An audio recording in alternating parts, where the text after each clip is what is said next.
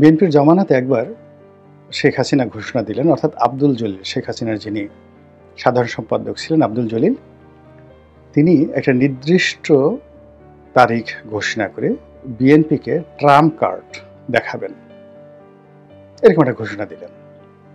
বলা হলো সেই দিন ঢাকা শহরে 1 কোটি লোক সমাবেশ ঘটাবেন, তারপর সেই বিএনপির পতন হবে, এবং ওটাই আব্দুল জলিলের সেই ট্রাম্প কার্ড। প্রায় 1 মাস সারা বাংলাদেশে হইচই হলো। বিএনপি সেই ট্রাম্প কার্ডের ভয়ে একেবারে যত রকম ধরপাকড় আছে, রাজনৈতিক জুলুম অত্যাচার আছে, সব কিছু চালালো।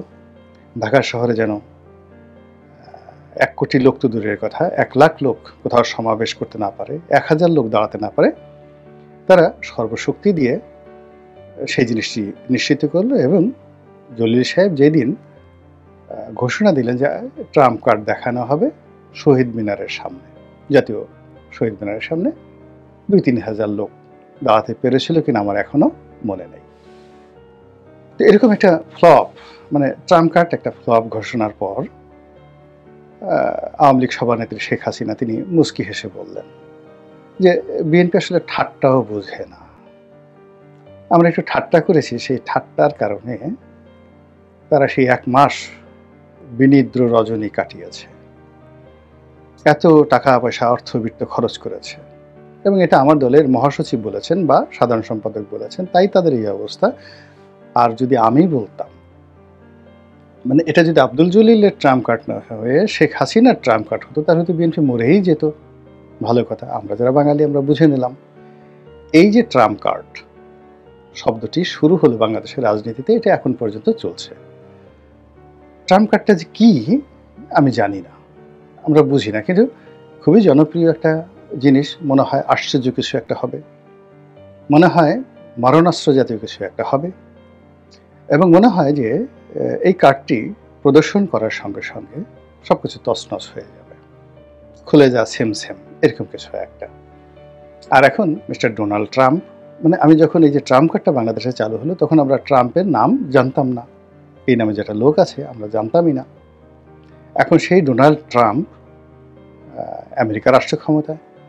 তো কাজেই এখন যদি রাজনীতিতে ট্রাম্প কার্ড বলা হয়, তাহলে আমাদের যে প্রচলিত ধ্যান ধারণা, তার সঙ্গে আবার ট্রাম্পের যে ক্ষমতা, এটা দুটো যোগ হয়ে অতীতের ট্রাম্প কার্ডটা আরো বেশি শক্তিশালী হয়ে গেছে।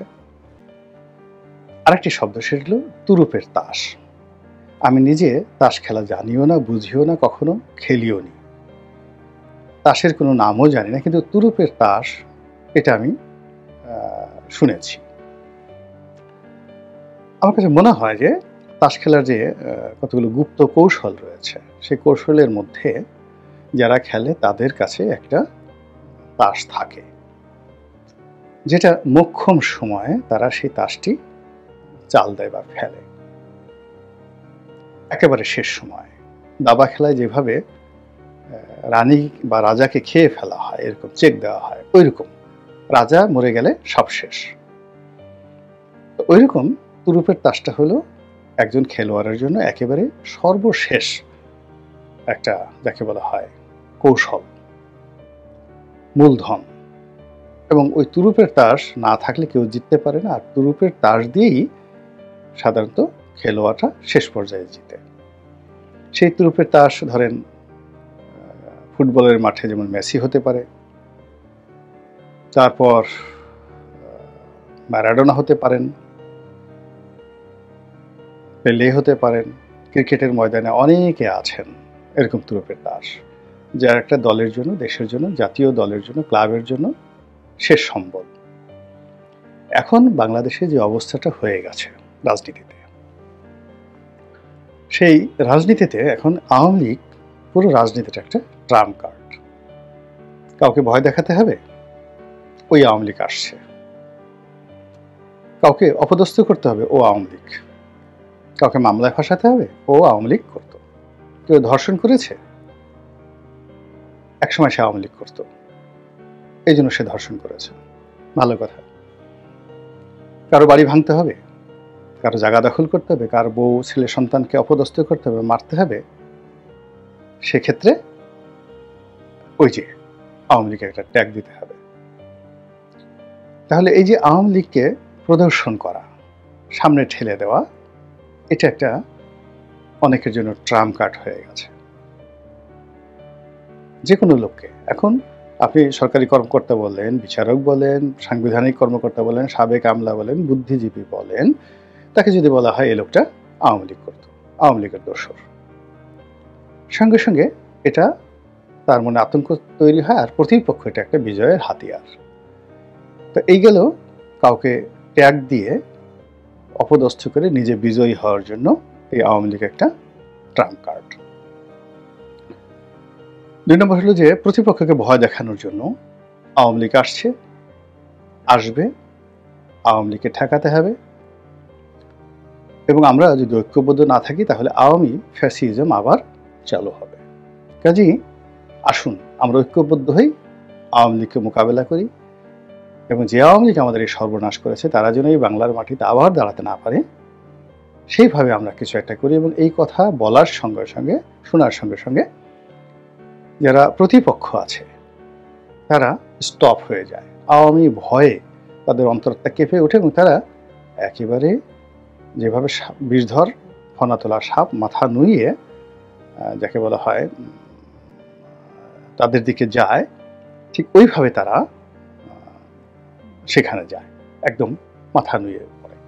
এই গেল আওয়ামী লীগের ট্রাম্প কার্ড। আরও ট্রাম্প কার্ড আছে, সেটা হলো আওয়ামী লীগের সঙ্গে ভারতের সম্পর্ক। দেশের টাকা পাচার আওয়ামী লীগ করেছে, যত অর্থনৈতিক আজকের দুরবস্থা, সরকারের প্রশাসনের ব্যর্থতা, তারপরে যে রাজনৈতিক যে টানাপোড়েন, যা কিছু হচ্ছে সব কিছুর মূলেই আওয়ামী লীগ, সব কিছুর মূলে আওয়ামী লীগ দায়ী। এবং এই কথা অনেকটা মহৌষধের মতো, মানে মাথা ব্যথা করছে, পেট ব্যথা করছে, তো ক্যান্সার হয়েছে, নিউমোনিয়া হয়েছে, তো সব কিছুর জন্য একজন কবিরাজ গল্পের মধ্যে ছিল, সে একটা কবিরাজ একটা ওষুধের নাম জানতো, শুধু সেই ওষুধের নাম হলো হর্তুক চূর্ণ। তো ডেলিভারি ব্যথা, স্বামী স্ত্রীর মধ্যে অমেল, যা কিছু হোক না কেন, তারা সেই হর্তুক চূর্ণ সেই কবিরাজ খাইয়ে দিত, এবং এটাই সেই কবিরাজকে একেবারে শীর্ষে, মানে তার সুনাম সুখ্যাতির শীর্ষে নিয়ে যায়। এবং আপনারা জানেন যে হর্তুক চূর্ণ এমন একটা ওষুধ, তো এটা খাওয়ার সঙ্গে সঙ্গেই আপনার পেট খারাপ হয়ে যাবে, আবার দ্বিতীয়বার যখন এটা প্রয়োগ করা হয় আপনার পেট ভালো হয়ে যাবে। তো আপনি যখনই পেট খারাপ হবেন তখন আপনার অন্য যে সমস্যা হয়ে গেছে, আপনার মাথা ব্যথা আছে, স্বামী স্ত্রীর অমিল আছে, যা কিছু আছে, উইল ফরগেট এভরিথিং।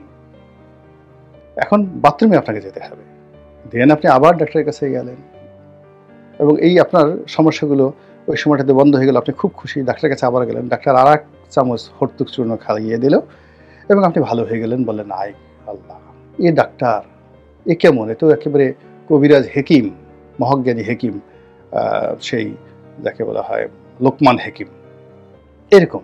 তো ওইরকম একটা গল্পের, হর্তুক চূর্ণের একটা গল্প আছে। এখন এই যে আওয়ামী লীগ, এখন অনেকের কাছে একে হর্তুক চূর্ণ বানানো হচ্ছে, কাউকে দমন করার জন্য, কাউকে ভয় দেখানোর জন্য, কাউকে বশে আনার জন্য, কিংবা কাউকে ঐক্যবদ্ধ রাখার জন্য।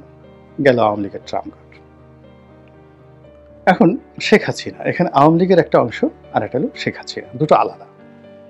মূলত এখনো পর্যন্ত শেখ হাসিনা দলের ঐক্যের প্রতীক, তাকে ছাড়া আওয়ামী লীগ কেউ কল্পনাও করে না। আওয়ামী লীগকে ভিন্নভাবে গঠন করা, রিফাইন্ড হওয়া, হোয়াট এভার মেবি, বিভিন্ন সংস্থা, বিভিন্ন গ্রুপ নানাভাবে চেষ্টা করছে শেখ হাসিনা শেখ পরিবারকে মাইনাস করে আওয়ামী লীগকে দাঁড় করানোর জন্য। কিন্তু ওই যে 1/11-এর সময় যেভাবে শতভাগ ব্যর্থ হয়েছে, ঠিক একইভাবে তারা এখন শতভাগ ব্যর্থ হয়ে এই পর্যায়ে রয়েছে। এবং সেখানে শেখ হাসিনা, এখন সেই শেখ হাসিনাকে বাদ দেওয়া যাচ্ছে না। তাহলে যখন তাকে বাদ দেওয়া যাচ্ছে না, বেটার হলো তাকে তুরুপের তাস হিসেবে ব্যবহার করা। এবং শেখ হাসিনা যারা বিরোধী রয়েছেন, ক্ষমতায় যারা যেতে চান, সেটা বিএনপি হন, জামাত হোক, আওয়ামী লীগ হোক, এনসিপি হোক, ডক্টর মোহাম্মদ ইউনূস হোক, তারা সবাই শেখ হাসিনাকে তুরুপের তাস হিসেবে, তাদের শেষ তুরুপের তাস হিসেবে তারা সেটা ব্যবহার করার জন্য চেষ্টা চালিয়ে যাচ্ছে। তাকে মামলা দিয়ে আলোচনায় রেখে ভয় দেখানো, তাকে দেশে আনার চেষ্টা, তাকে জবান বন্ধ করার কথা বলা, নানা রকম বিপদ এবং বিপত্তি ইত্যাদি সৃষ্টি করে তারা এই যে শেখ হাসিনার যে তুরুপের তাস, এই তুরুপের তাসটিকে বাস্তবে রূপ দেওয়ার চেষ্টা করছে। এতে করে কার কতটুকু লাভ হচ্ছে, কার কতটুকু ক্ষয়ক্ষতি হচ্ছে আমরা বলতে পারবো না। তবে একটা মার্কেটিংয়ের ভাষা আছে, আপনি কারো বিরুদ্ধে যতই নেতিবাচক প্রচারণা করেন বা ইতিবাচক করেন, হোয়াট এভার মেবি, আলটিমেটলি প্রচারণা যার বিরুদ্ধে করা হয় তার পক্ষে যায়, আর যার পক্ষে করা হয় তারও পক্ষে যায়। আওয়ামী লীগকে নিয়ে আমরা যত আলোচনা করছি, মার্কেটিংয়ের এই নিয়ম অনুযায়ী সবকিছু আওয়ামী লীগের পকেটে যাচ্ছে বলে আমার কাছে মনে হচ্ছে। মহান আল্লাহ আমাদের সবাইকে হেদায়েত দান করুন, হেফাজত করুন। আসসালামু আলাইকুম রহমতুল্লাহি ওয়া বারাকাতুহু।